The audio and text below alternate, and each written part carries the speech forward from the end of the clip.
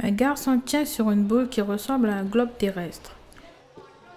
Des bâtons défilent à pesanteur et dansent dans les airs. L'équilibre d'une fille ne tient qu'à un fil.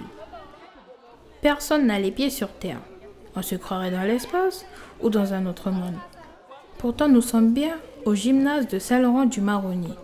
Depuis le mois de février, à défaut de faire les clowns en classe, nos camarades s'entraînent aux arts du cirque.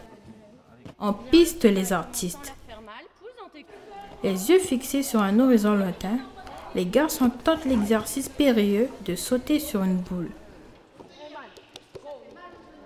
À l'aide de petits pas cadencés, ils avancent, reculent, parfois chutent, mais n'abandonnent pas. Ils tâtonnent, hésitent, deviennent de plus en plus habiles et sautent d'une planète à l'autre. On dirait un balai suspendu, l'équilibre ne tient qu'à un fil. À quelques centimètres du sol, des petits pieds chaussés glissent, hésitent, se rattrapent, mais arrivent le plus souvent à bon port.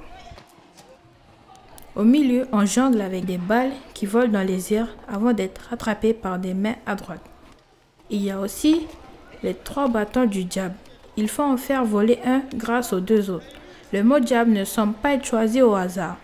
On croirait tous ces objets retenus dans les airs par des mains de fantômes invisibles et les corps mus par une force mystérieuse.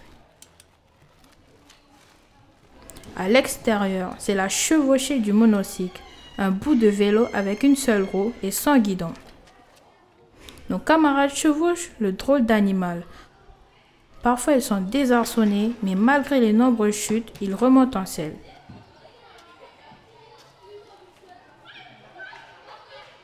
Le travail a payé. Les clowns du collège sont maintenant de vrais circassiens.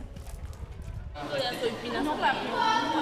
ta tête elle touche tes genoux, t'as le droit d'arrêter. Et quand ton ventre touche tes cuisses, t'as le droit d'arrêter. En plus t'es souple. Regarde, suffit de le faire un petit peu tous les jours et ton ventre il touche bientôt tes cuisses. Hein.